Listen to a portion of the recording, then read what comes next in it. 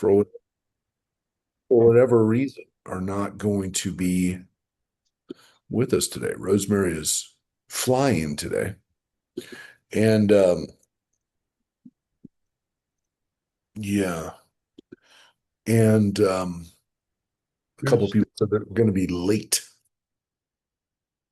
So a lot of people have now seen, and I was kind of waiting for Gail to come on. Gail, who joins us from now from Oregon, she used to join us from uh Judith is here. Gail used to join us from out in San Bernardino County area. But she moved to Portland a few years ago with her daughter, Sarah Renson, who's a rabbi in the Portland area. So I was up there this weekend, and I was up there for a wedding. So a lot of people saw what went down on social media. I'm not a big social media person. I mean, I do what I have to do on social media because you have to be there. You have to be in social media. I'm not a big fan of it for a lot of reasons. And I don't, yeah, I don't post a lot. I don't, I don't really like it as an effective source of communication for my life. I don't use it, but I use it, to keep in contact with people sometimes, and occasionally things happen in the world of social media that I have to be a part of. So, um, yeah. So some of you saw what happened this weekend. I was in Portland. I want to make it very clear. Did not go to Portland for this because there's a rumor. There's several rumors that I did not start, but just based on people putting information together, assumptions, uh, inferences, that I went to Portland to deal with this situation. I did not. There was this situation that some people saw. I will share it real quick. Um, there was a movie theater in Portland, right where we were staying for this wedding. It was Emma Hershensson's wedding. Rob and Sandy's eldest daughter, Emma, was married, and we were very happy for her, and we were glad to be there. And nearby where we were, there was this movie theater. And I'm telling you, it was literally 5 minutes away from where we were staying, Lake Oswego, out in the suburbs. Beautiful area, the area. They had this sign at the movie theater where they were showing The Odyssey. It's a small art house theater, and they put up this sign. Now, Sarah Renson, who lives there, posted it. And I have to tell you, I did not believe the sign at first. The marquee, I did not believe. I thought it was an AI goof. I thought people were getting upset about something that really didn't happen. Here's Gail. Gail can verify this. So, um, I don't want to tell this story a lot, so I'm going to tell it, and I'm not going to tell it tomorrow night. But Gail was here as a witness to this. So Gail, I was just telling them the story of what happened this weekend. So I uh, I was there. Um, I, I, I was there anyways. Let me just mute it because it's a lot of noise back there. Um, but come on when you want to say something, Gail, and I want you to say something. So don't. I'm only muting because there's noise in the background. So so Sarah had posted this picture on her Facebook page, and honestly, I thought it was a joke. I thought it was an AI goof. And so when we landed at about 9:30, I told Tracy, we're driving by this theater. It's not far from the hotel. I got to see this with my own eyes. And I did. I drove past it and I saw the sign and I'm like, this cannot be happening. It makes no sense. I couldn't figure out like what the joke was here, what's going on. I did a little bit of research that night, found out that the guy who manages the theater doesn't own the theater, he manages the theater. He does things like this. He posts things that are thought provoking, according to him. Uh, he's I can say this after meeting him and talking with him. He's quite liberal, and the political aspects of this, the things that he posts that on the marquee are consistent with his political ideology.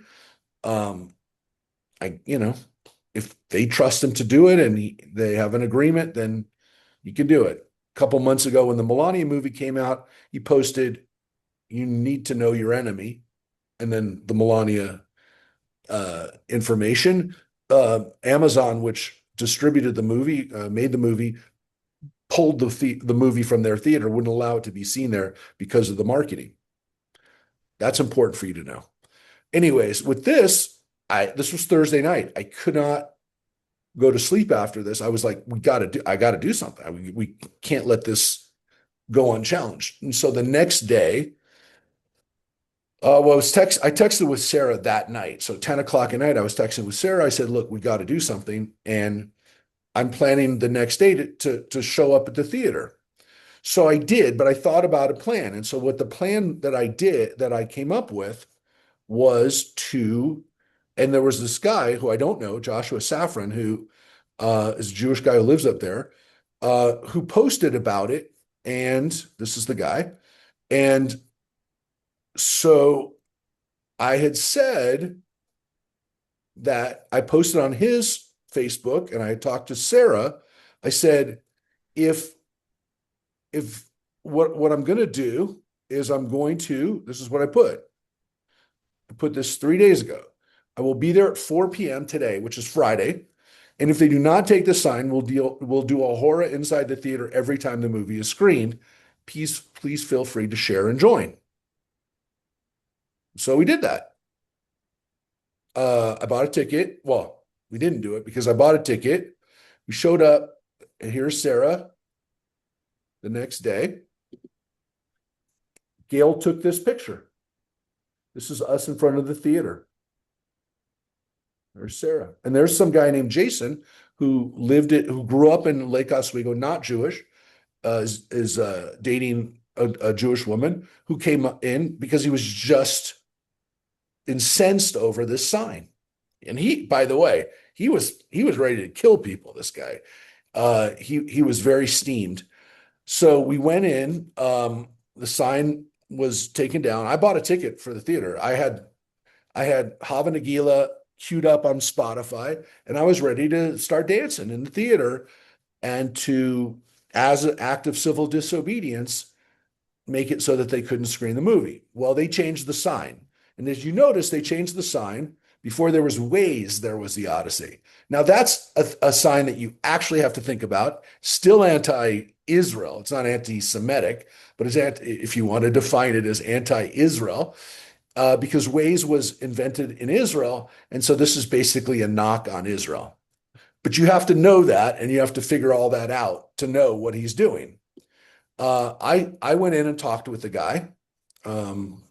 Somewhere here I thought I had the picture somewhere I had a picture with the guy.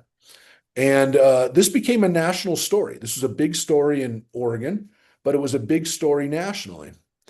And so I really appreciate the fact that Gail and Sarah showed up. Of all the people that wrote letters and were incensed and followed it on emails and called, and he got a lot of calls. Only 3 of us showed up. So, but he was shaking. And when I was talking with the guy, he was definitely he had no idea what he unleashed. Yeah. I think he looked like he was kind of a liberal, thinking he knew everything and why, with wise sayings and all. And he had no idea what he was going to unleash. Yeah. And so, look, I was prepared to be arrested. I don't think I would have been booked. If I had been booked, I'm sure I would have been out for the wedding. Hey, we were going to be arrested too. I was a little worried. I don't know where the picture of the 2 of us went, but we took a picture together. I said to the guy, I appreciate the fact that you responded. I said, what did you think you were doing with this? What did you think this was going to accomplish posting something like this? And his point was that he feels that anti-Semitism is overblown. These were his words. And he said most of what is considered anti-Semitism is actually anti-Israel feeling, and Jews are basically claiming all of this anti-Semitism when it really is anti-Israel feeling sentiment, which is generated by the fact that Israel is massacring innocent civilians. So that was his position. So I said to him, look, I know I'm not going to change your mind about Israel here, but I want you to understand that you unleashed more anti-Semitism, real legitimate anti-Semitism. And I showed him the Reddit thread, the comments that were going on about this sign. And when I read it to him and some of the blatantly anti-Semitic stuff that was unleashed, I said, you unleashed this. You did this. And I said, what do you think about that? He goes, well, I don't like it. What do you think about what this person wrote who, just, just crazy, nothing about Israel, just you're the chosen people, blah, blah, blah, like just horrible stuff. And I said, what do you think about that? He goes, I hate that person. That person shouldn't be allowed to do it. I go, well, you did this. So he understood what he had done, but I still think he doesn't get, I mean, I know he doesn't get it. So look, I'm glad we did something. Um, and I'm glad that the sign is down, but I mean, we this is going to continue to happen right now, folks. The fact that It's very somebody could scary. put up a sign like that is insane. Because I want you to just do a thought experiment. One question I'm done, but I want you to just think, what if the sign had said, before there were blacks, there was the Michael Jackson movie? Whatever, put the Odyssey. Before there were blacks, there were the Odyssey. Any other ethnic group, any other group, um, what people would have said. So yeah, yeah, it was in the end, you know, not a bad scene. No one got arrested. And again, thank you, Gail, for coming. I was sorry I didn't get to see you more. I literally got to see Gail for about 5 minutes, but um, It it was nice was to see you in wonderful. person. It was wonderful to see you in person, and we'll have to do that again and it was a beautiful weekend. We had beautiful weather in Oregon that weekend, and I didn't get to be there a lot for anything else because I was there for the wedding, but it was a beautiful weekend, and Sarah has a group, JAMA, a Jew, you are not alone.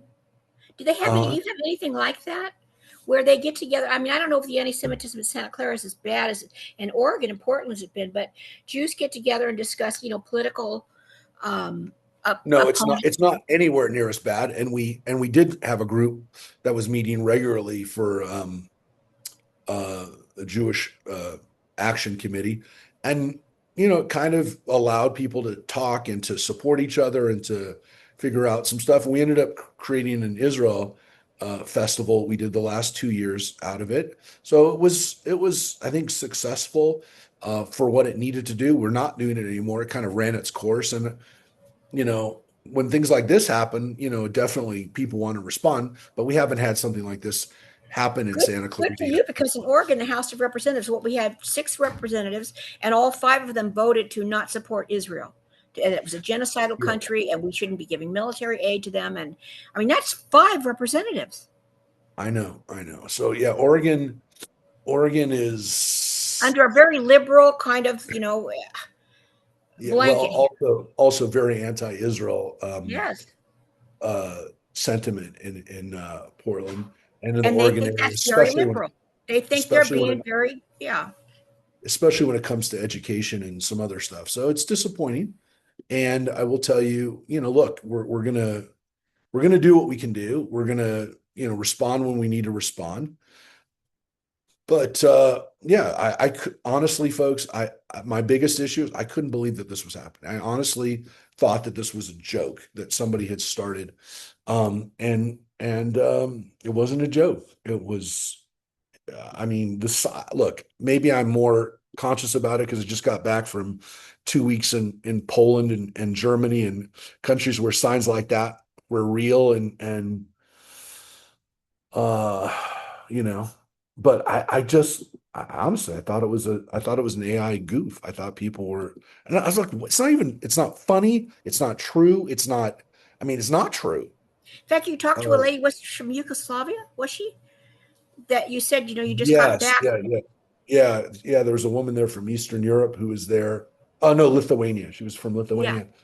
And so this is a Lithuanian Jewish woman who, grew up under Soviet, Soviet domination, and like for people like that, or Holocaust survivors, people who actually know what it's like to be in places where Jew hatred is official.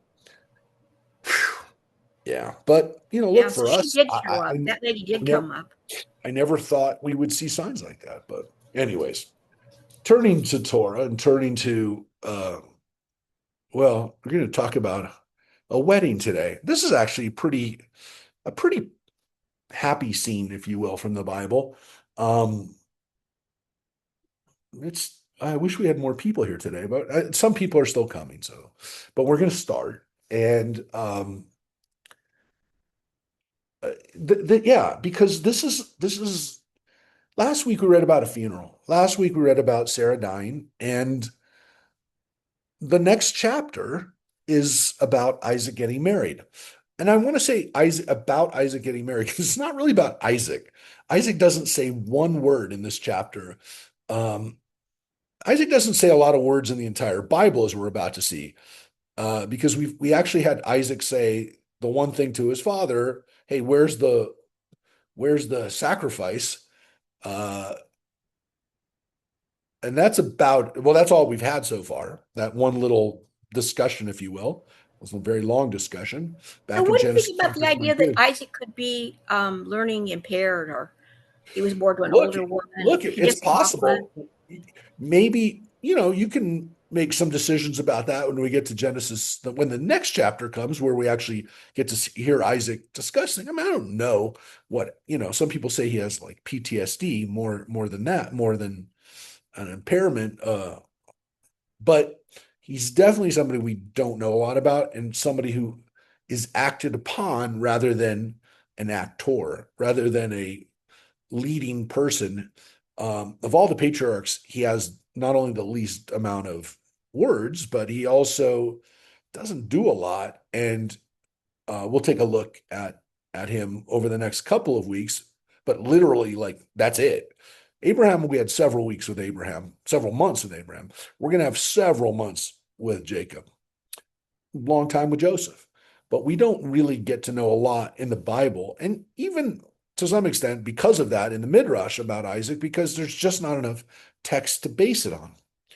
This chapter of Genesis, the longest chapter in Genesis, it's one of the longest chapters in the Bible. It's 67 verses, but we'll probably read it all today because it is one unit. That's why it was kind of made as no chapter breaks by the Christian scholars, but it's also part of one parsha, which includes the funeral of Sarah. It's actually called Chaye Sarah, the life of Sarah, and the marriage of Isaac, which takes up most of the parsha, but it's 67 verses, which is like two chapters, maybe even three. The last chapter, chapter 23, was only 20 verses. So this is 67 verses. This is huge. Put it in perspective. Creation, chapter 1 of Genesis, is 30 verses. The flood, the whole narrative of the flood, which is pretty long by biblical standards, 47 verses. Tower of Babel, 10 verses. There's a lot of verses we're about to hear about the marriage of Isaac, the negotiation also, because there's a there's a little bit of like a negotiation. It's the best way I could describe it in here. So we had a negotiation of the 20 verses in the previous chapter about Sarah's death and burial. A lot of those 20 verses were the negotiation that Abraham had with the Canaanites.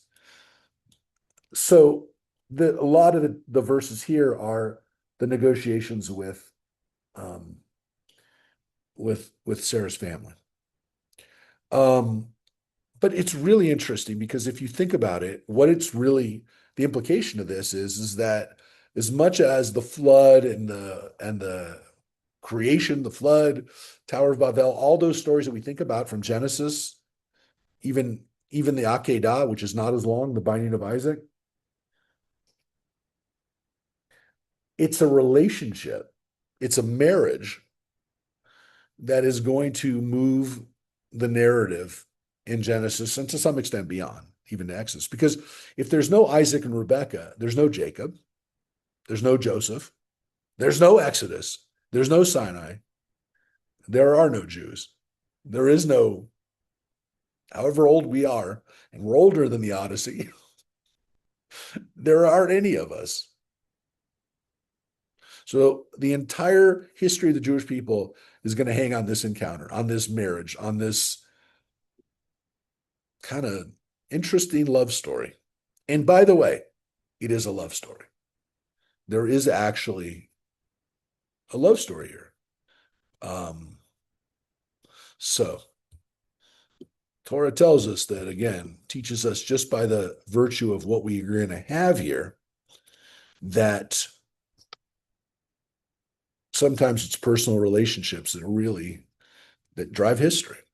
I mean, that's true. I mean, if you love history, if you studied history, you know that that's true.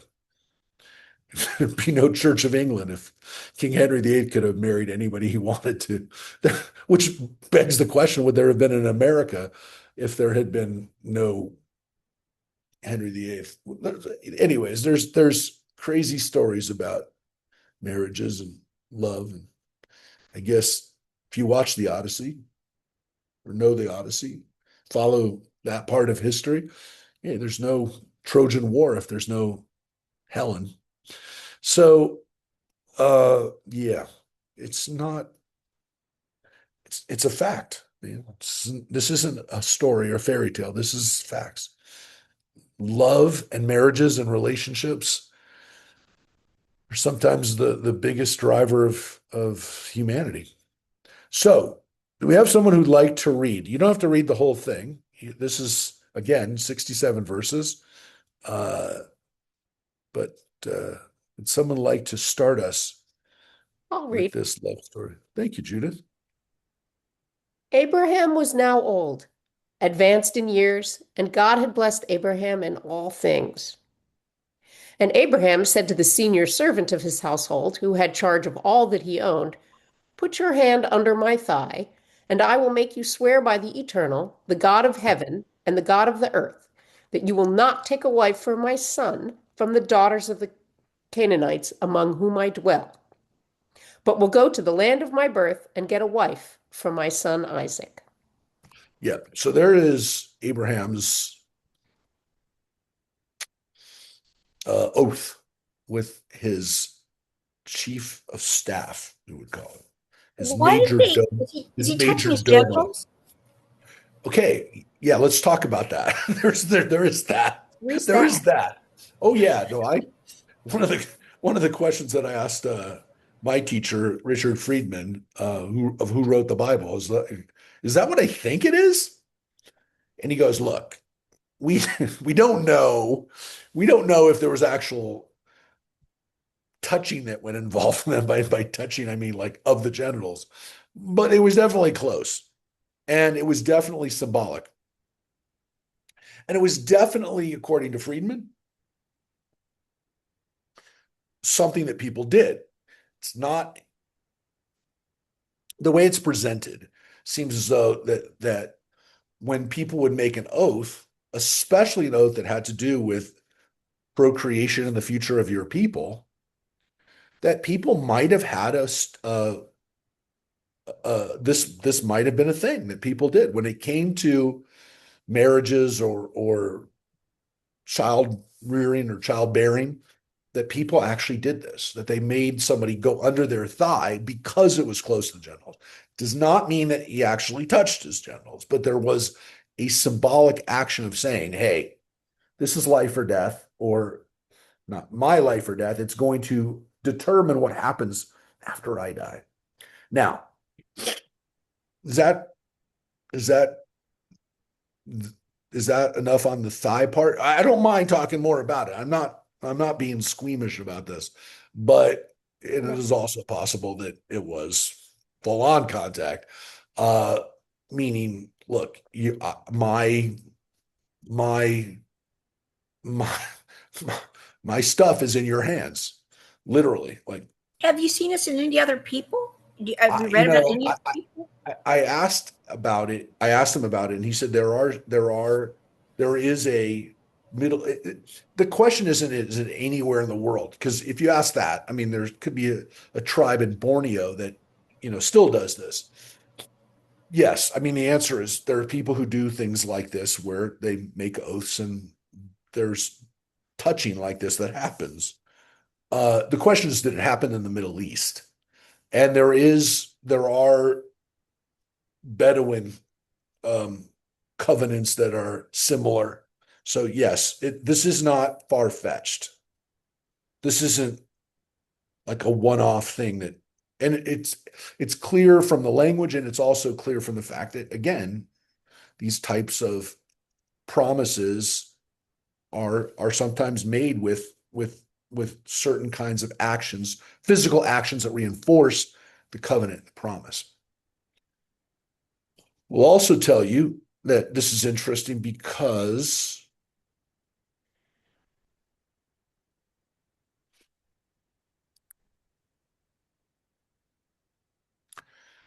um, Abraham seems very, very strong in this idea that his family does not marry Canaanites.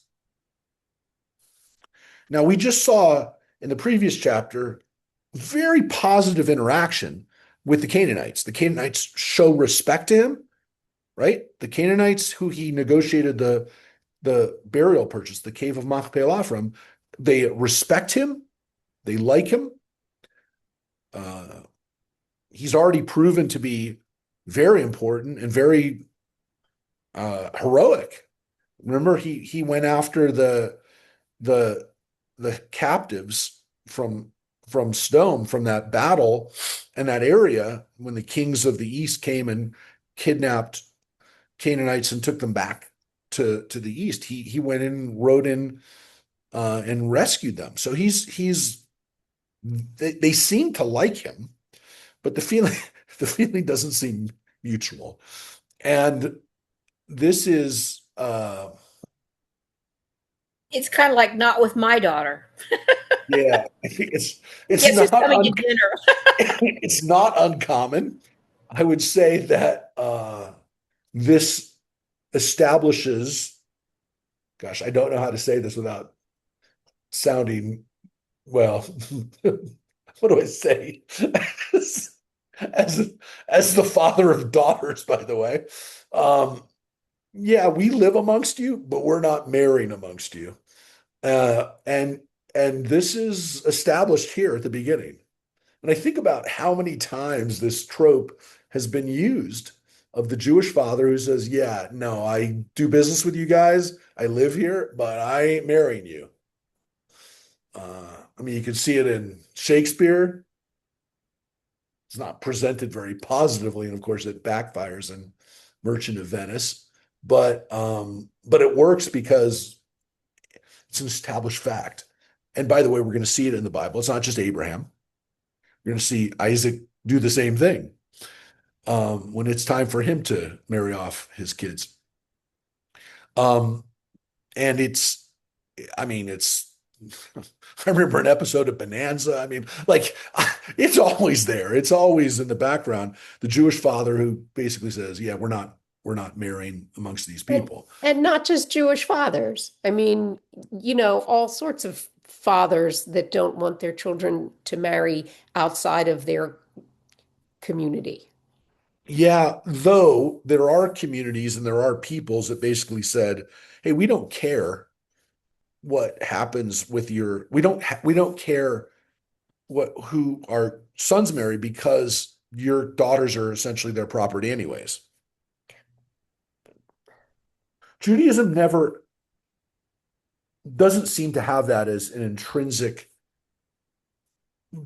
part of the value of marriage, especially with men. And I don't I mean this sincerely because obviously Judaism eventually started following matrilineal descent.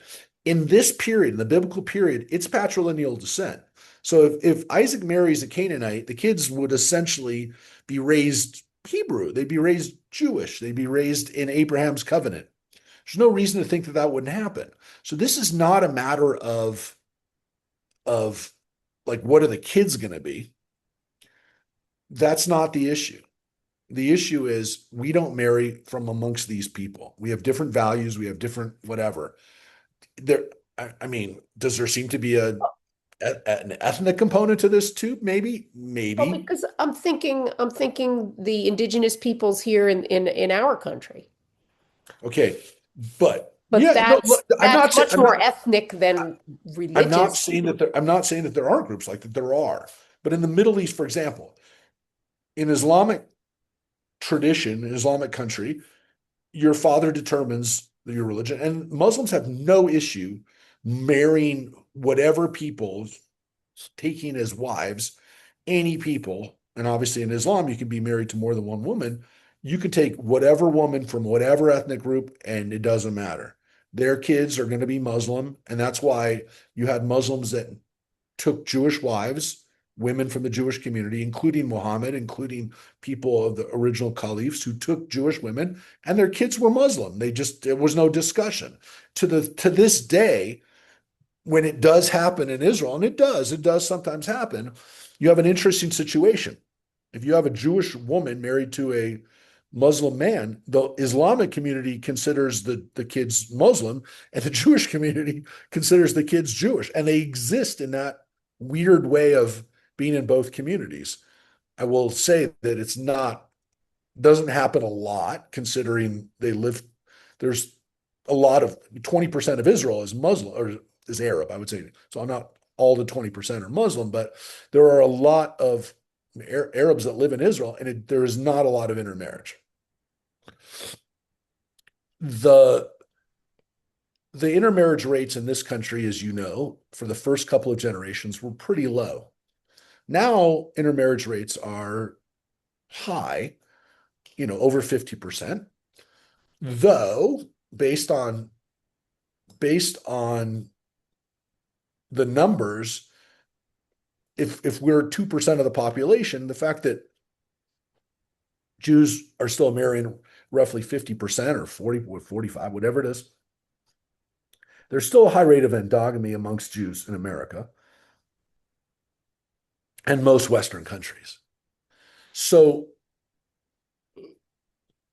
it's still the situation that a lot of Jewish parents would say, yeah, I'd like to have my kids marry somebody who's Jewish. Will I prevent or forbid them from marrying somebody who's Jewish? No. But there are a lot of people who, if you ask them, they would say, we prefer for a lot of reasons. Look, this is an issue here in this story. And it begins that question. It begins that issue of intermarriage, interfaith marriage, which is arguably, I would say, probably one of the top three issues of what does it mean to be Jewish today? What are the issues that we talk about for Jewish continuity and Jewish survival, if you will, in the United States? I mean, interfaith marriage is one of the top three questions. I would say it was probably the top question before we started having signs at movie theaters that are anti-Semitic. I would say it was probably the number one. And, for a long time, for 20, 30 years, interfaith marriage was the number one, not dilemma. I don't want to say it was a dilemma, but it was a question. It was a ongoing issue of how do we, as a Jewish community, how do we welcome the partners of interfaith relationships? How do we maintain connections?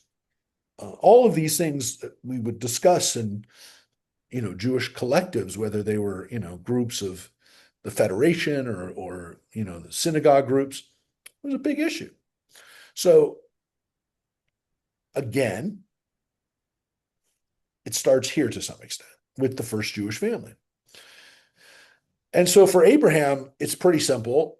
You're going to go back to where I came from, Aram, Syria, and you're going to find a wife from amongst my group of my family group. Now remember, the family group was not Jewish. They were not Hebrew. They were not part of the covenant, which is why I would say that if this is not ethnic, tribal, then what is it? I mean, you could argue that his family has similar values and he'd rather his family marry a cousin rather than, a Canaanite. But again, Abraham does know that God has promised him this land, the land of the Canaanites, and the land of the Canaanites essentially is not, doesn't come with the fact that you become a Canaanite, that you synthesize into the Canaanite community. And so, I mean, I don't know what to tell you. You just read the Torah. This is the Torah. Get my son a wife from where I came from. Now, there's a lot here too. Why doesn't Isaac go back to get the wife? Who is this guy he's talking to? He's never named. Never named. This super important character in this 67 verse story doesn't have a name. Now I know there's a lot of women in the Bible who don't have names. There are also guys that don't have names. This guy's not named. Now I say that given the fact that some of you think he has a name, because in the Midrash, and it's assumed, the inference is that this is Eliezer, the chief of Abraham's household, the one who at one point he thought maybe would be his inheritor. This is the guy that he puts in charge of everything. So we assume it's this guy, but we don't know that for sure because the name doesn't ever appear. But yes, in the Midrash, in the consciousness of Jewish storytelling, you'll see his name given as Eliezer all the time without ascription, without recognition that this text never says it is. Okay. Well, yeah, it's hard to tell a story without naming the guy. So when you see written versions of the story or Midrash or versions of this story, he's always named as Eliezer, almost always. I haven't seen too many where he wasn't. So he's not named. And again, why is this guy given the responsibility of doing this and not Isaac himself? Anyone want to postulate on that? Anyone want to give any theories about why this That's happens? why I think he's learning impaired or something. You know what I mean? He's not very active in his own life. Yeah. It was also fairly traditional for the papa to arrange the marriages because it arranges, Families. diplomatic relations, as it were. But yeah. I mean, that's pretty normal. Well, yeah, and you can make the argument that if he has a daughter, he's not going to send the daughter out to go find the guy, but this is his son. And by the way, at least according to one source, the son is 37.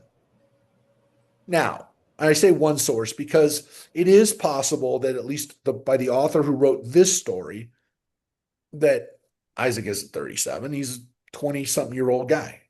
But if he's 37 based on the dating from the P author, which Sarah dies at 127, then this would be, and this is not the P author of this story, but so I don't want to confuse you, but it is possible that the author of this story doesn't see him as a 37-year-old man, maybe sees him as a 20-year-old guy. I'm only saying this because you can make the argument Abraham does not want to send a young guy out to find a wife.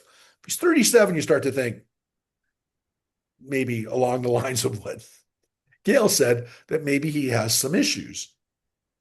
Maybe he's on the spectrum. Maybe he's can't do things, some basic things. He's not going that far. He's going to the next country over. So maybe 75 miles, 100 miles. Not going that far. It's also dangerous at that time to travel even 50 miles.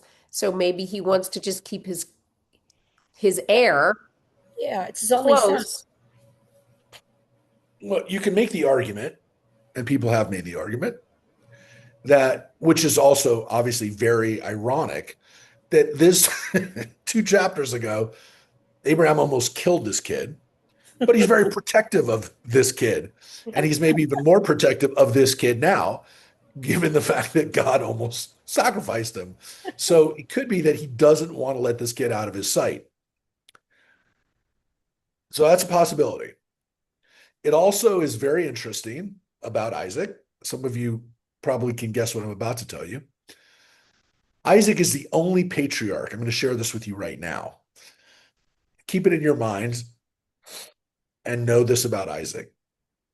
Isaac is the only patriarch in the Bible who doesn't leave the land of Israel. He never stepped, at least according to the Bible, he never steps foot outside the land of Israel.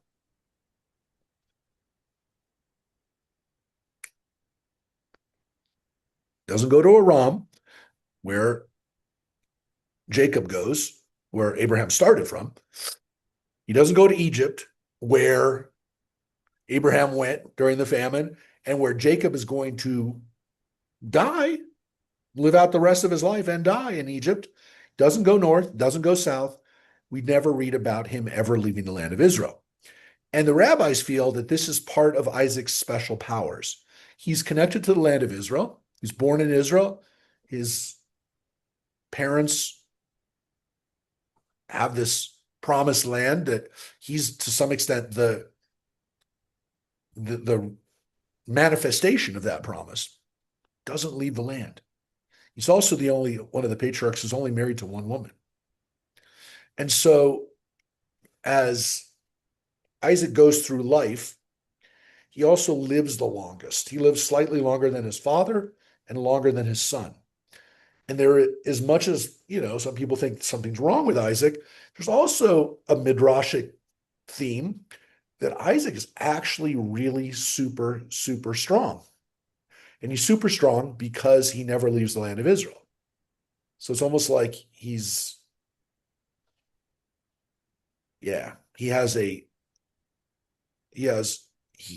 the maximum amount of power because he doesn't leave the land. Interesting, right? So that's also something here, which is maybe he's being protected. Maybe he's just bound to the land, if you will. Or maybe he's got something wrong with it. They're all possibilities. But well, you can make the point we're inclusive, that maybe he's got some kind of handicap and we still bring him into the family. And, maybe, but he does live a really long time. So that kind of counter to the idea that there's something wrong with him. But yeah, we'll make that decision. You can definitely, for the few places that we learn about Isaac, we're going to, again, read about him next week, make your decision based on what you have. All right. So this is the setup. So that is Abraham's promise. And let's get into the narrative. And the servant said to him, "What if the woman does not consent to follow me to this land? Shall I then take your son back to the land from which you came?" Abraham answered him, "On no account must you take my son back there. The Eternal, the God of heaven, who took me from my father's house and from my native land, who promised me on oath, saying, 'I will assign this land to your offspring,' will send an angel before you, and you will get a wife for my son from there. And if the woman does not consent to follow you, you shall then be clear of this oath to me, but do not take my son back there." Yeah.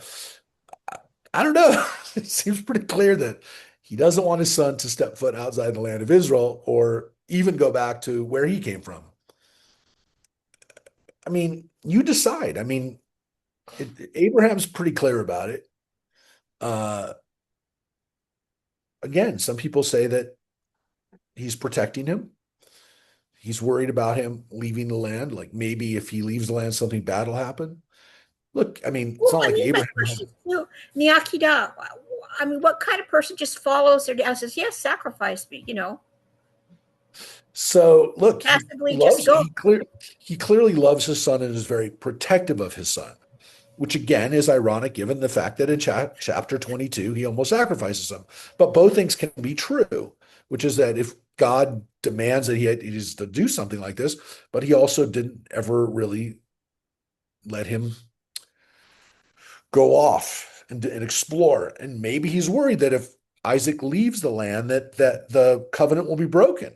Maybe Isaac will decide he doesn't want to go back to Canaan, back to the land of Israel, and he'll just, he'll go back to Aram, and maybe God won't talk to him, and maybe God won't tell him, hey, you got to get back there. Maybe this whole maybe in Abraham's mind, this covenant's consistent on my family staying put in the land that God had told him. We better not leave. So, uh, yeah, he's basically says, you're not taking my son. So, look, the rabbis go some interesting directions here, which is not, this probably won't surprise you, but they throw out that Eliezer, if he gets rid of Isaac, becomes the inheritor, right? So if Isaac goes with him, there's a possibility that something happens on the way.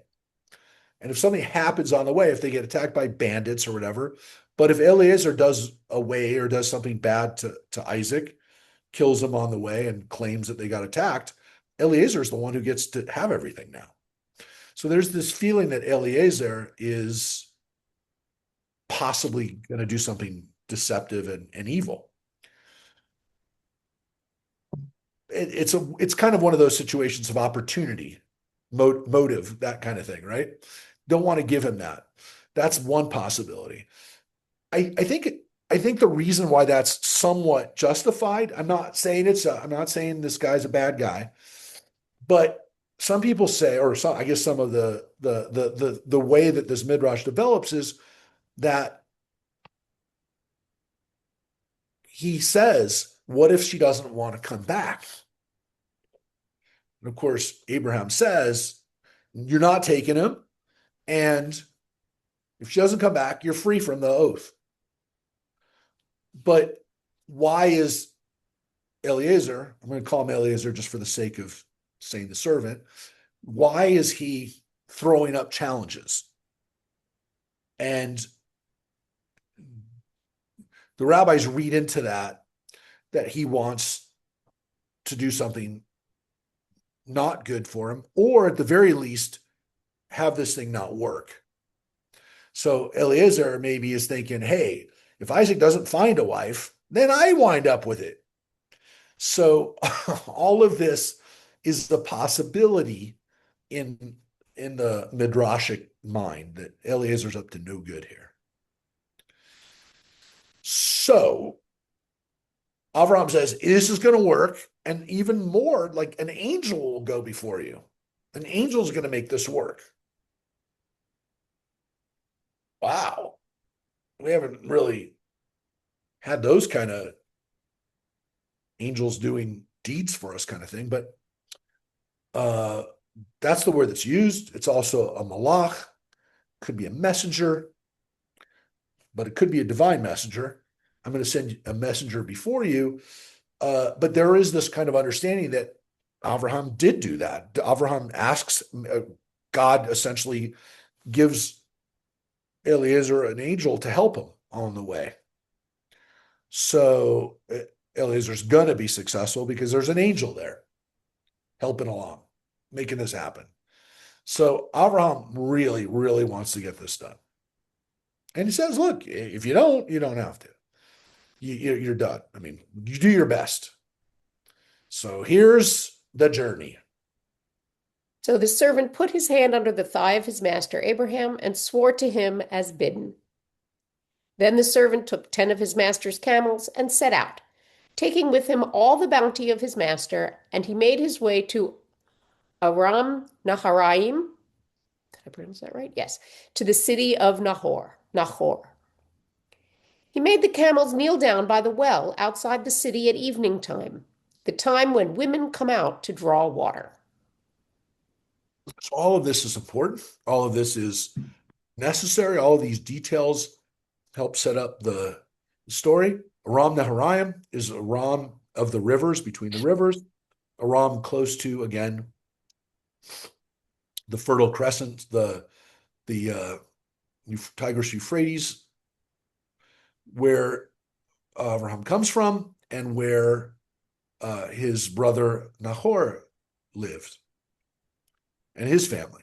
We already read about in the chapter 22, read about this wonderful occasion of Rebecca even being born. So we already know this. We already know that there's people there.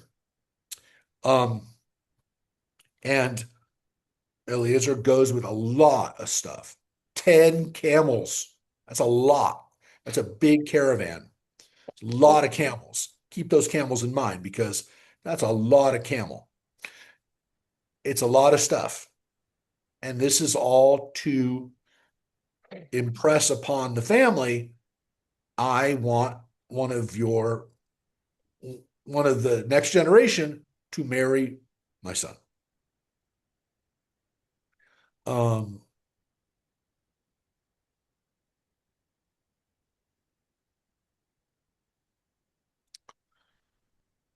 any questions? They go to the well, which is where everybody meets. That is the center of town. It is the hangout. It's the shopping mall. It's the place where people Starbucks. catch up with Starbucks, where they catch up with each other. It's not a Starbucks randomly anywhere. It's not a drive-through Starbucks. It's Starbucks in the center of town. It's a place where everybody comes together and uh, where, of course, women will be. This is where they will be. Makes sense to come there. Come there at the right time. Come there when women are drawing water. Cooler time of the day. Drawing water. Da, da, da, da. Why don't you And share why don't you just share, Judith, what you just texted? what I just texted you. So I've read this with Rabbi Mark, this story 3 or 4 times, various situations. I read it by myself. I read it in Hebrew school, religious school. Never have have this kind of question. It always seemed just right to me that Abraham take care of finding his son, um, to find his son a wife, that that's his job. And he's the only monotheistic, if you will, um, group. So he's going to go to the next closest group, which is his family. That was just like, I was like, well, yeah, of course. But And you see and it differently now. you always, You see it differently now.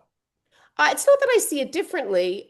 I still think it's what should happen. It's the father. He takes care of it. And every time you are much more, you've always brought this issue up, that it's the servant that goes and not the boy. And I wonder what it is about it that makes it like, is it our father issues? Well, I will or tell you, or Judith, what? this is the first time we've studied this. I don't say this is the first No. time that I've read it, but no. I was going to say this is the first time I've read this with you, with people, with other people, with discussion, when I now have two daughters who are engaged. So I will tell you that it changes. The text changes because I've changed. It's now, this is not a theoretical thing where at But one you've point brought it up before. I know. It's I always been know interesting to you. because I've always, because I try to be empathetic. I try to think about the situations that people find themselves in, even if it's not me. But yes, no, I found myself in this situation, and I've thought about this issue of endogamy, and we've had many discussions in our house over this. And it's really, really interesting because when you live it, and again, this is how, when I read the story as a kid, you read it as Isaac. You're like, there's part of me when I read this as a kid, I was like, no, you're not going to, my dad's not going to send somebody else to find a woman for me. I'm like, there's no way I'm going. You're going to let some guy decide, and probably I was like, what if she, what if he comes back with, I don't know, whatever, to use to use whatever. It's like, We can what? understand what you're thinking. You're going to let this guy pick my wife? Are you kidding me? And maybe he's a guy who doesn't even like me or wants me to have any inheritance. So this is a nightmare. So you read it as the son, and then of course you read it as a father, and then you read it as a father of kids who were 10, and then you read it as a father of kids who were 30, and you're starting to think, yeah, do we care at this point what the ethnicity of the Just child get is? out of my house. We just want Yeah. this kid married, Get right? out. So all of these things go through your head because you're different. There's also, Yeah. man, I'm going to tell you this right now, and I'm going to be completely transparent and open about this. And I don't care. I don't care that this is on record. I don't care one day that my kids will see this. I want you to understand something. These discussions are not in our house theoretical because there's an interesting issue here, which, look, I've had this ever since I've been a rabbi. Actually, before I was a rabbi, this was a discussion. Folks, the main reason I didn't become a conservative rabbi was because I didn't agree with the conservative movements and policy, which still exists, that a rabbi can't officiate at a marriage between someone who's born Jewish and somebody who hasn't converted yet to Judaism. I didn't agree with that. I thought it was foolish. I still think it's foolish, and it's one of the things I really don't like about conservative Judaism. I don't like conservative Judaism's adherence to matrilineal descent without, again, they're definitely moving away from this, but it's Well, they've still, had to move away. Look at how the movement has just fallen because of those issues. yeah. So I always thought it was wrong. And it's the main reason I'm not a conservative rabbi. So this is not theoretical. This is something that's played out in my mind for the since before I even was ordained. But to say this now as a parent and as somebody who's now lived through this with their children, there's an interesting issue here, which is also, and again, I'm 100%, you know me, I'm going to be 100% honest. And if somebody watches this later and says, did he just say that? I'm telling you, I'm speaking to you from the heart. When I got married myself, I married a traditional Jewish woman. She was not Orthodox, went to Orthodox synagogues, but was traditional in many ways. And but she was British, and we had very different upbringing. Certain stuff was very different. So some stuff was the same, but some stuff was very different. Even though both of our families originated in Poland, in the 1900s, early 1900s, Tracy's family went to Britain, my family went to America, and there was divergent situations after that. We are the same people, Ashkenazi Jews, but those intervening 80 years before, 70 years before we met with our families, a couple generations, different values. And that was an issue. It still is an issue. My wife and I both speak English, but sometimes we mean different things when we speak. So I understand that, and I understand that living that. There's another issue. So I've said that before, and this is not the first time I've said that. There's cultural issues that go beyond religion. There's also another issue that I can now say, and I've never said this before in this context as somebody who's lived with this. There's an interesting issue as well, which, gosh, I just had this conversation with a guy at a movie theater in Portland about whether Jews are a race or a religion. And I said to him, a very liberal dude, you're imposing your definitions of what Judaism is. These are not definitions that we subscribe to, because our definition of what a Jew is goes back much further. And I wish I could just spit out Dara Horn's statement that she made at the AJC, which I've shown to several people, and it's wonderful.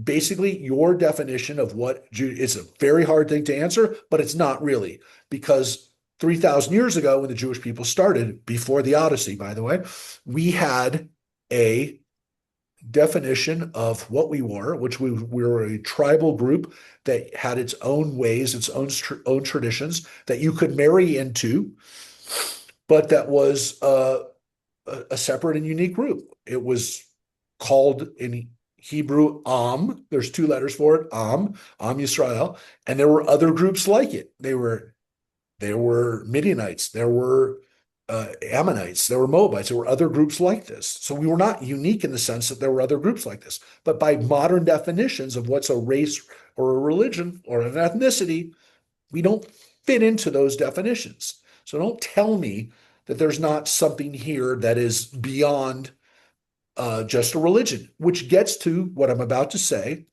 which is if somebody who is not Jewish converts to Judaism to be a part of a Jewish family, that doesn't mean that the cultural milieu, use a fancy word, for where they grew up and for how they were raised leaves them when they go through the mikvah. Yep. It's different. So I want to make that very clear. And for people who converted, and there are people on this line who have converted and who are righteous converts by every definition. I'm not going to point them out, though one of them I already pointed out today because she's, to me, a hero because of what she did to stand up for the Jewish people. But going through a conversion does not obliterate someone's cultural environment that they grew up in. And to think that, and again, I'm talking about people of my family, talking about my stepmother, talking about now my future son-in-law, you do not stop having cultural connections, which in some cases are very different from the Jewish connections and the Jewish understandings that people have. And it's not that one's better or worse, they're different. And converting does not stop the reality of where somebody came from happening. And by the way, it goes the other way too. If the Jewish person converts to Christianity, they don't stop having a Jewish upbringing and a Jewish understanding of who they are.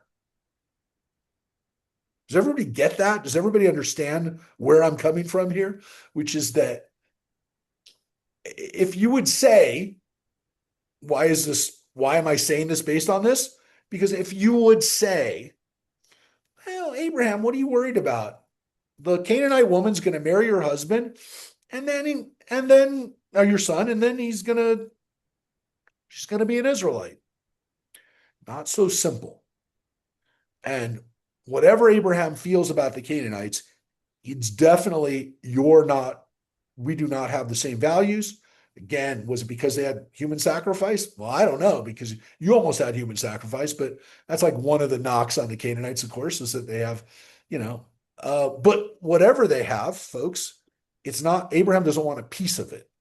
He doesn't want You idolatry. He really doesn't see this want. with Solomon when he marries other women and the children grow up and they don't have the same values. They don't have the same, Yep. because mothers really raise the children.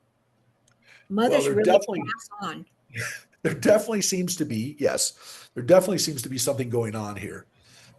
I mean, Which, Imagine. it's us women that drag the kids to Hebrew school, right? It's not the fathers. We put the little guys in the car and make them go. yes.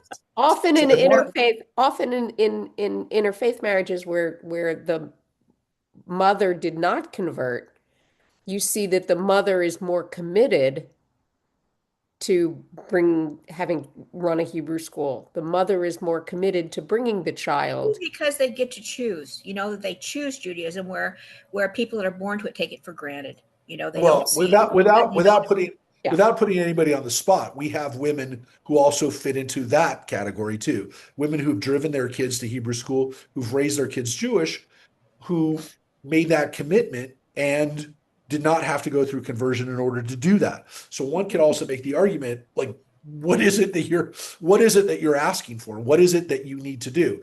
Abraham clearly doesn't want that for his son. He does not want that to be on the table. And there definitely seems to be like some kind of cultural, ethnic component to this that he's not willing to negotiate. Here's a hypothetical thought that literally just popped into my head. What would what would the world look like if he had taken a wife for Isaac from the Canaanites or the Midianites or the Well, Ammonites. so write that midrash. Re- I- I- Write Imagine, that midrash. would we have peace in the Middle East? I don't know. I don't know. I don't know. We have a lot of mixed genes anyway, don't we? I mean, our No, no, founders, Yes, guys of that's are. course true. we do. But I mean, one of But our He founders, hasn't if you helped any. will. no, there's an interesting question there, Judith, because this is not the story of one person, right? This is the story, as I said, of every Jewish family afterwards, which is why Shakespeare has it, which is why um, Walter Scott has it in Ivanhoe. I mean, how many books do I need to tell you who happen to have this trope of the Jewish person who can't marry a Gentile? And And what real is that? life, Rebecca Gratz. I mean, real life Yeah. too, right? Yep. Oh no, Never this got is married. real. This is real, but this inhabits a part of world history, this idea that Jews do not marry in other groups. It's not just the Canaanites. It's not a story of one guy. This is the story of the next 3,000 years of Jews figuring out how do they navigate relationships in countries where they're minorities. China is one of the few countries where Jews assimilated. You know, a good portion. There's still Jewish lives there, but Completely assimilated. But it took 1,000 years, it Gail. In did. all fairness, the Jews finally assimilated. By the 1800s, the Jews of China had completely intermarried and had completely disappeared, not because of persecution, but because of complete assimilation. So that Right. has held up Because it the was so story of the Jews. comfortable and they The intermarried. story of the Jews of China is one of essentially assimilating to non-existence. But again, it took 800 years. Okay, so uh, but is that that's not a it's not a great story in the sense that by the time that Western folks had found the Jews of China, they were gone. They were holding on to legends and holding on to a few Torah scrolls, but they were not functioning as a community anymore. The last community in Kaifeng had kind of held on as the most. But yeah, there was Jewish communities in the Shanghai area, in the Canton area, Guangdong, Guangzhou. There were Jewish communities all over China that just assimilated. And we know like the last Torahs would get sent back to Kaifeng because they were that, or at least there were some Jews there. So yeah, it's a sad story in the sense that it didn't have a And doesn't even have the a happy. conversos, they married each other. They Yeah. outwardly looked like they had converted, but they did marry Yep. each other and held the faith and moved it, to other Yep. countries. Though eventually, again, by the late 1800s, they were starting to disappear too. Yeah. So back to these guys, the camels. Uh, let's get to verse 12, which is, And he said, O eternal one, God of my master Abraham, grant me good fortune this day, and deal graciously with my master Abraham. Here I stand by the spring as the daughters of the townspeople come out to draw water. Let the maiden to whom I say, Please lower your jar that I may drink, and who replies, Drink, and I will also water your camels. Let her be the one whom you have decreed for your servant Isaac. Thereby shall I know that you have dealt graciously with my master. huh, This makes me feel like he's game. He's all right. I'm going to take this yes, seriously. yes. There's a lot of stuff here that we're all of a sudden we were kind of down on Eliezer, and now all of a sudden he seems like a good guy. He seems like a good, honest Joe, right? This guy is now. Some people say this prayer is a little bit. Why would you say Why do you have to say God of my master Abraham? Why can't you just say God? So there's this, maybe he's like hedging, and like maybe he's not really so sure that the God is the God, right? Um, but yeah, he seems like a good guy. He seems like he sets up a prayer with like if this happens, then you know, then I don't know. This is the sign, right? Um, so again, some people say he's kind of, why does he say God of my master Abraham? I will say, by the way, if you're down on that, know that when Jacob does his first prayer to God, it's a little bit like this. Jacob doesn't seem to get it yet. He's not maybe he doesn't have full belief yet. This guy definitely, there's some kind of hedge there with the God of my master Abraham. He says, look, I got to have this stuff happen. This is the way it's going to happen. Now, I will tell you this. You can say that. You can bag on this prayer, which the Midrash definitely does. It's not the way you should start off the prayer, which is God of my master Abraham. Just say God of, No, there are some tendencies to say, hey, look, at least he's acknowledging where this stuff comes from, where this relationship comes from, right? To Abraham. When we say Elohei Avraham, Elohei Yitzhak, Elohei Yaakov, Elohei Sarah, Elohei Rivka, we mention the patriarchs and matriarchs when we say God of these people, but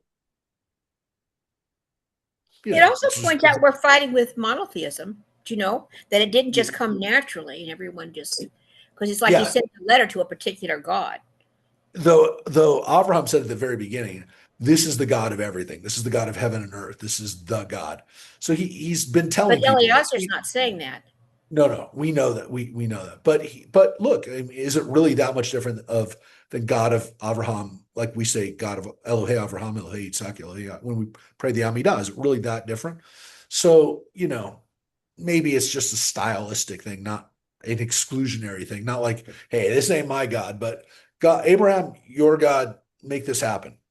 Well, Which is, Rabbi, I have a question. yeah, Do you think that Isaac would have said the same thing as the servant? Do you there's think very he would have tested his future wife in this way? And if not, which I don't think he would, I think that really explains why Abraham wouldn't send Isaac. You can't trust a young man to choose his wife in most ways. They're looking for other things. yeah. I agree with Floyd. They're looking so for other I things. will I will say this. And I'm just skipping down to it just so you can see. When Jacob prays on his, so Jacob is sent to get a wife. So keep that in mind. We are going to read a story of that. Uh Abraham is still invoked in this God of, I'm the God of your father Abraham and the God of Isaac. Uh, maybe people don't know yet how to talk to God in a way, but the story somewhat, I don't want to jump ahead because this is the original story. The first story is this prayer and this meeting on the way to find a spouse. But what I'm saying is there is another version of this story that we're going to read in a few weeks, which you got to go back. We'll definitely go back to it and look at the similarities to this story. Um, so yeah, it's an interesting question. Um, what would have happened if Isaac is doing this? Um, um, we'll say this too. Um, this is the first Eliezer, whoever you ever want to call him, the servant. This is the first time anyone's ever prayed to God like this. I mean, we pray to God, well, not really supposed to pray to God like this, which is, hey, God, if you do this thing for me, then, I know you're there, or I'll do something for you if you do this for me. This is the first time anyone's ever addressed God like this. It's the first time. One could say it's like, that's pretty significant. I mean, whether or not it's a conditional prayer, which it seems to be, right? Or asking, it's not conditional. He doesn't say, hey, then you'll be my God. It's not that condition, but it's like, here's what I'm asking you to do. But this is the first time that anyone's ever prayed to God for guidance. It's the first time that anyone's ever said to God, I want a sign, which But I, again, I he's would guess, I praying. would guess that, but I would guess that that's one of the most common prayers, right?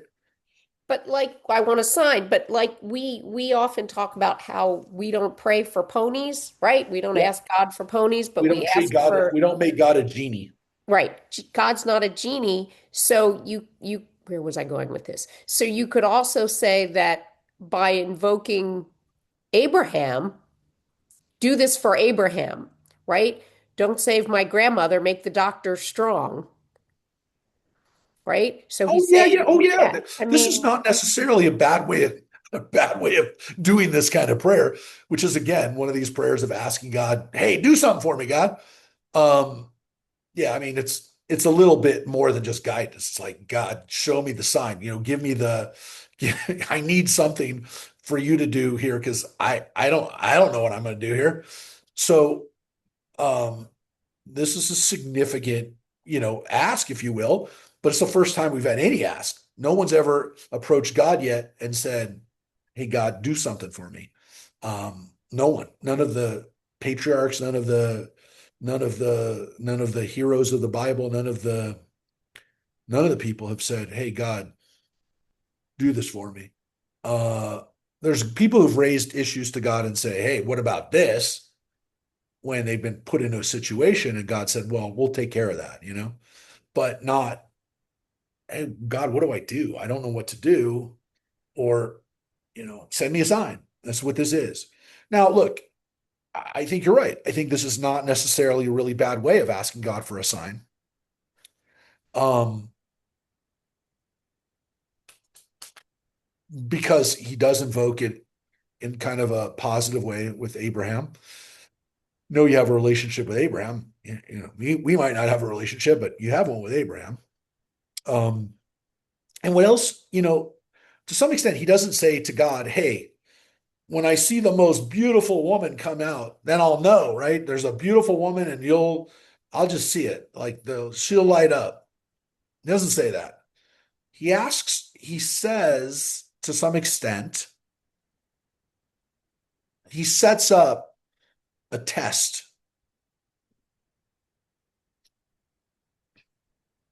And by the way, we're only going to read the first half of the story because it's almost 10:30, and we'll get the first half, which is the meat. But this is a great story. I mean, it is and it's 67 verses. So it's like I told you last week, we read 20 verses, and that's about how much we'll read. But And that's a great test. I mean, imagine feeding and watering 10 camels. And it's she's an got to be a ethical, caring person. She's a it's stranger. it's ethical an test. it's an Yes, ethical test. yes. So it's not testing her beauty or her poise, her grace, her. I'm going to see this woman. I'm going to know you're going to send me some kind of sign. Let's light her up. And she's No, he physically says, strong. "Oh yeah, this there is a logistical issue. There's a logistical issue here, which I actually, now that I have Chat GPT, I can ask these kind of questions and get, I think it's the right answer. It definitely sounds like the right answer. You know what? I didn't check this. I didn't check this on the on Bedouin travel sites, but she has 10 camels. She has 10 camels. And this does seem like totally like, yeah, okay. I did ask ChatGPT for this, but I think this is probably accurate. I didn't check it. I will say that. Each each camel, each camel drinks between 20 and 30 gallons, which to me seems like that doesn't even seem like that much.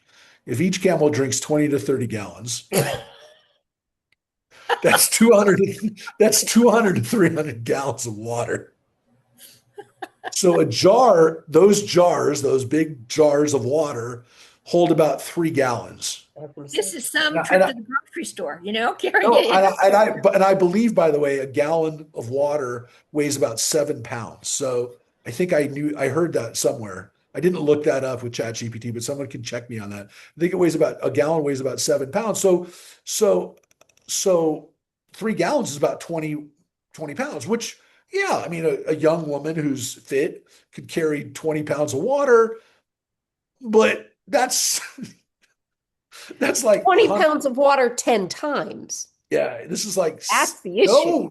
no, no. This would be like For a a hundred. stranger. This is like 100 trips of 3 gallons. I mean, maybe 80 trips. Maybe 200. Maybe it's two. So maybe it's 65 trips. That's a lot of trips. It's a lot of filling up water. That's all. That's a lot. That's a lot of. That's a good workout for anybody. 65 20-pound trips with water to fill up for the camels. So this is quite a big deal. It's not asking somebody to fill up water for a person. This is not, hey, this person needs a couple glasses full of water. Even if they drink a gallon of water. Here, I'm drinking my 1 liter right here. But this is not a little thing, right? I hadn't thought of it before, but this is a community that will share water too, right? There's been all battles over water rights. That's a lot of water. Listen, in the other well stories we're going to see, that is the case. In Jacob and Rachel's story, that is the case. In the story of Moses and Zipporah, that also seems to be the case. So yeah, watering is a big deal, and watering 10 camels is a big deal. It's a big deal for people going, who is this guy? He just came here with 10 camels and you're watering them up. So this is a big deal. And Rebecca not only is a lot of labor, it's a lot of labor. I mean, think about it, 60 trips, however far you have to go from the well to fill it up, that is a lot of work.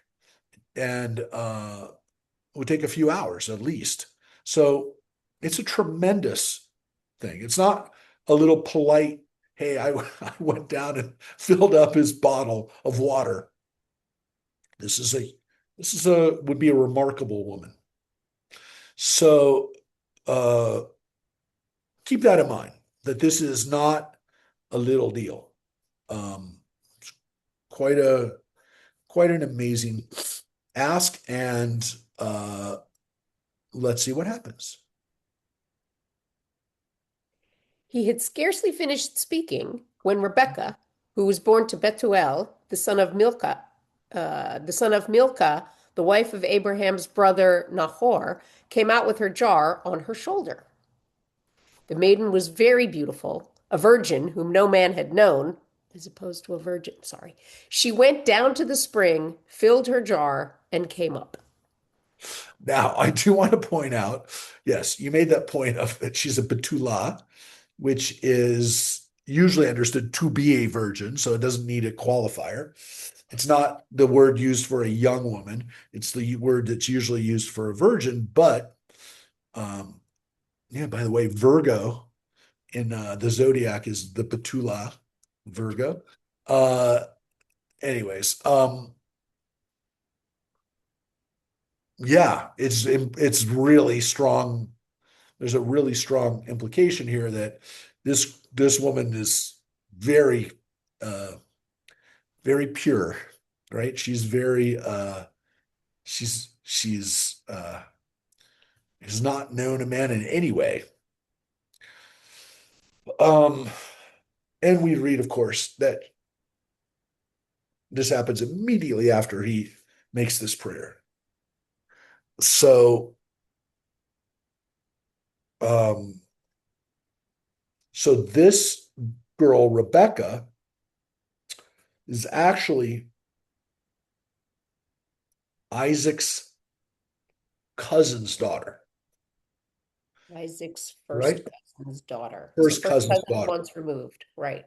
First cousin once removed. So Isaac's cousin would have been Bethuel. Right. That's Isaac's cousin. And this is his daughter. Now, the fact that that would happen would not really be that strange, because first of all, you could marry your first cousin, but also, if you think about it, Abraham was very old when Isaac's born, so why would it be so strange that they're like a generation off? It is interesting though, because it seems that she's born around the time of the Akedah, because it's at the end of the Akedah that we hear about her birth. So how old how old is she? Well, she's old enough to carry lots of gallons of water. So she's not that young. You can do the search on this if you want. It's not it, it's discomforting to think how old she might be based on what some of the midrash is on this, which is that she's not that old. Like barely out of her teen years is what I will tell you. Um, but we don't know how old she is. It doesn't say. Um, and it does say that she is beautiful. Well, the phrase in Hebrew is tovat mar'eh. She's good to look at. She's pleasing to look at. That's a way of saying that she's easy on the eyes. That's kind of a similar thing. It's based on eye of the beholder here. But she's mellowed, by the way. I want to say she's very beautiful. And she's down there with her jar. So she comes there. And this is what we'll finish with today, the meeting. The servant ran toward her and said, "Please, let me sip a little water from your jar." "Drink, my lord," she said, and she quickly lowered her jar upon her hand and let him drink. When she had let him drink his fill, she said, "I will also draw for your camels until they finish drinking." Quickly emptying her jar into the trough, she ran back to the well to draw, and she drew for all his camels. The man, meanwhile, stood gazing at her, silently wondering whether God had made his errand successful or not. Well, this is that line, by the way, leads us to believe that maybe Eliezer is not 100% on board, because wait a second, you asked for something and it was granted immediately, and it wasn't just kind of granted. The woman ran and without asking said, "I will draw for your camels." He didn't say to her, "Hey, would you like to draw for my camels?" She says, "I will draw for your camels." This is exactly what he asked for. Why is he wondering about this? Why is he thinking about this? So, Because it's not exact. it's pretty exact, Judith. He literally asked for the woman to fill for the camels, and that's what she did. So you think he's looking for an out because she didn't wait for that's him where to ask? that line is where people say, "Come on, what's he?" Now, it also could be, look, he's got an important job to do. He wants to make 100% certain this is the right woman. So it could be that he's just really, dotting his I, crossing the T's. He's making sure that this is the right deal. Now, that's the other possibility, maybe the simple answer. But yeah, for the rabbis who are studying the Midrash and trying to figure out what is really going on with Eliezer, they're saying, no, he's looking for a way out. He's looking to he asked for something, God gave it, but did he really want it? That his ask in the first place was ridiculous, and he got what he asked for. So there really shouldn't be any questioning, which is why, we go back to some of the Midrashic tradition, which is that it's not just Rebecca that's working here now. There's an angel in the background that's making all this happen. And the angel is helping her, giving her extra strength, doing some of the filling with her, in a sense, like holding her while she's doing this stuff. Yeah, that's a possibility. This is this is too much. This is too coincidental. You can't. This is a miracle, really. So what's he wondering about? What? So here we go. When the camels had finished drinking, the man took a gold nose ring weighing a half shekel and 2 gold bands for her arms, 10 shekels in weight. Pray tell me, he said, whose daughter are you? Is there room in your father's house for us to spend the night? She replied, I am the daughter of Bethuel, the son of Milcah, whom she bore to Nahor.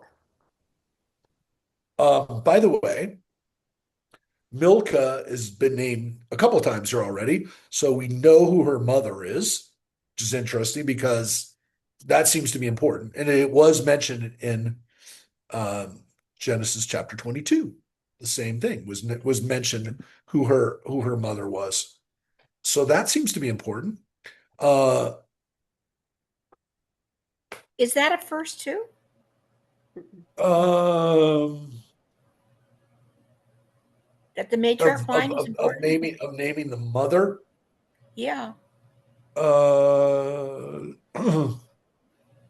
yeah, I think it's well, yes, it's the first from the standpoint of, well, yes and no. We know, like in the Genesis lists of who's born to who, it will sometimes say that this guy, like, I mean, just weird ones like Tubal Cain, we read about his 2 wives and, but there, look, this is the first person of, we got to know their genealogy in a way. Like we got to know who the family is so that we can establish our family with them. Um, so right off the bat, he gives her something of value, tremendous value. Uh, Gives her some jewelry. And it's been pointed out that one of the things that he gave her was a nose ring, which tells us that at least during that period, there were women who had their noses pierced. Does not seem to be an issue. Not an issue from the standpoint of when we talk about what types of piercing was acceptable, if you will, from the biblical viewpoint, piercings where they were not piercing cartilage or bone, where the piercing went through skin or flesh, and that could eventually be closed back up. It's also, one would make the argument, in a place that is not that is somewhat more modest, in the sense that even if someone's wearing a lot of coverings, let's just say theoretically, women in those days were wearing something that approached more of a burqa, than she's probably not down at the well wearing a halter top and very skinny shorts, especially this woman who's been described as No being Daisy Dukes? No Daisy very Dukes? knowing, does not know a man. She seems to be fairly modest. But a nose ring would be seen by somebody who even had most of their face covered up because they have to breathe. So a nose ring would make sense from the standpoint of jewelry that people would have back then. So it is possible. Look, enough of her face is being shown that he says she's beautiful. I mean, I guess people who wear a burqa, somehow somebody says, "Oh, that woman's beautiful." Uh, you know, I'm not going to say, I don't know, not my culture, not my way of making those kinds of calls. But whatever is seen, gives her a nose ring, gives her jewelry, and uh, then she tells him who she is, and it is perfect. It is exactly the people that he was looking for in the first place. So he should be overjoyed because his prayers answered. He found the family,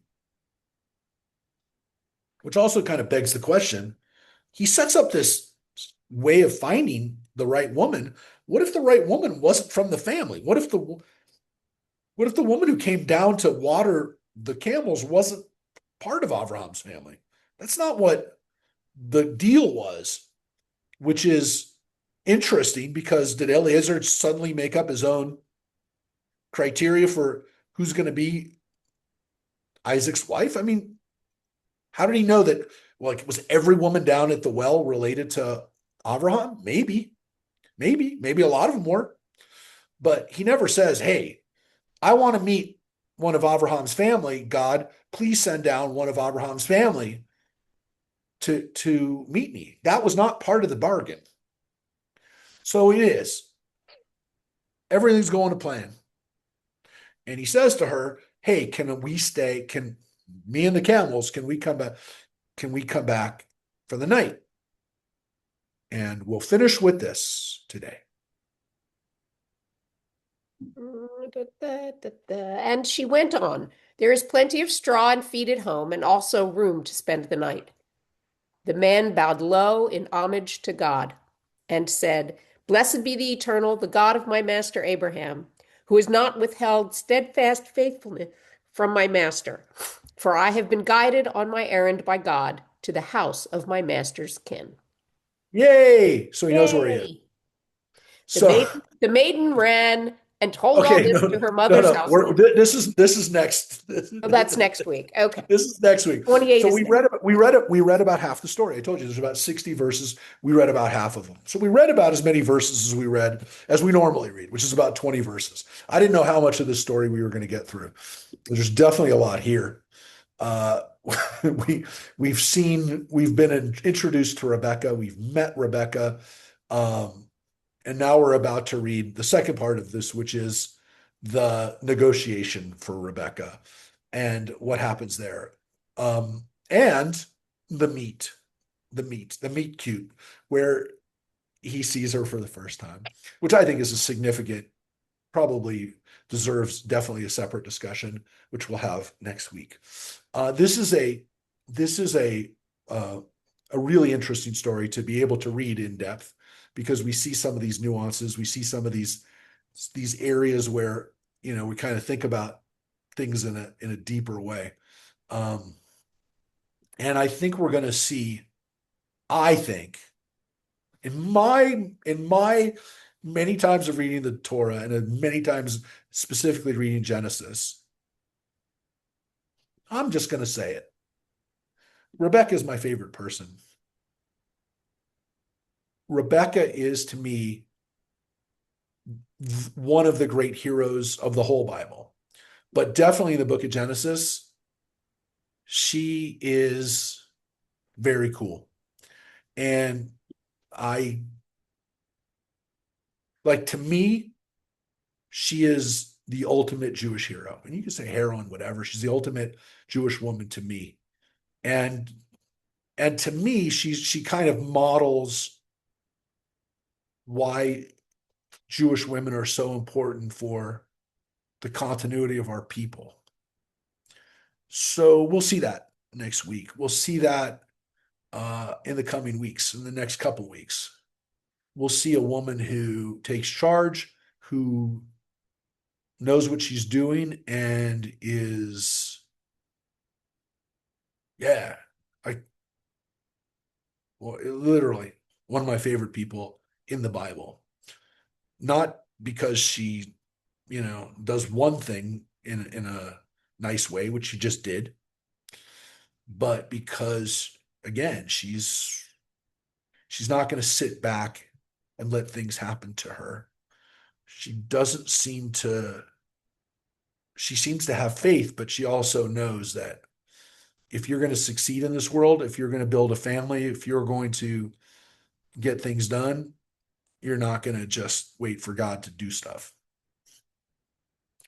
Maybe God has again already sent the boat and the helicopter, and now you gotta start paying attention. So in a weird way, because of the role of women in the Bible and the role of women throughout history, sometimes it's not easy, which you have to even recognize as being more of why she's such an amazing person, because whatever limitations women had in society at those days, she doesn't let that get in her way either. So again, we'll meet a little bit more of Rebecca. We were just introduced to her, and again, you can decide if she's one of your favorite people too. But yeah, when we talk about trying to make sure women are like Rebecca, we need to make sure that men are like Rebecca too. All right, folks. Again, greetings from one of the many stops that you'll see. Where in the world is Rabbi Mark? So today, I have a wolf behind me. There's a wolf. Uh, I see that. Where are you?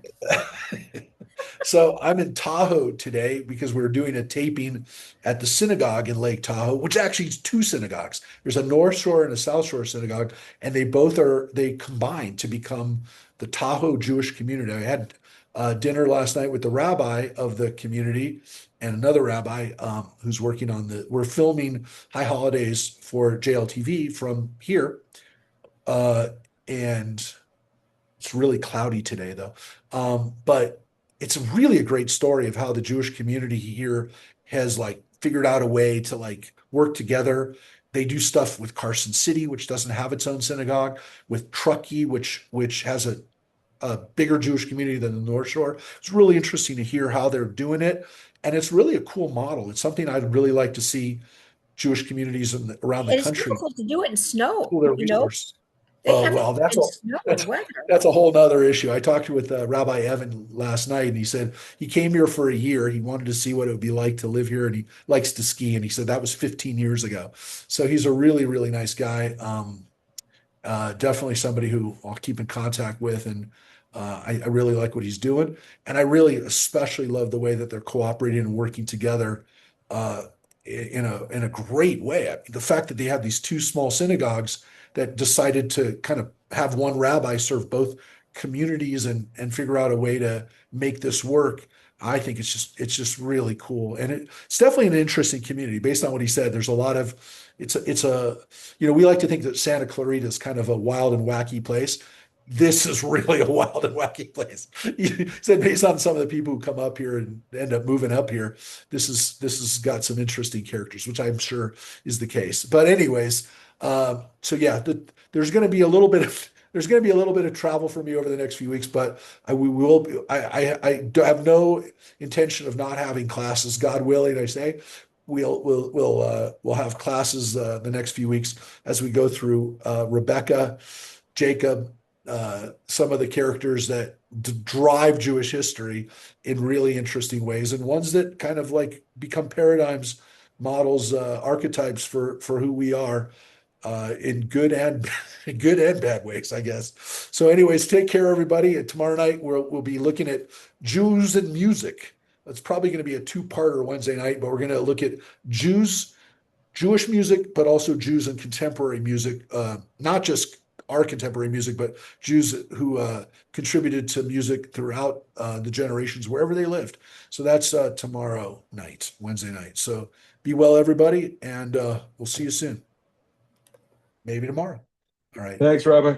Oh, and come Friday night, we have Malka Hamer is our rabbinic candidate that is going to be doing a little service with us this Friday night. So if you're able to come Friday 7 o'clock or come online, we'll be able to meet Malka. Bye, everybody.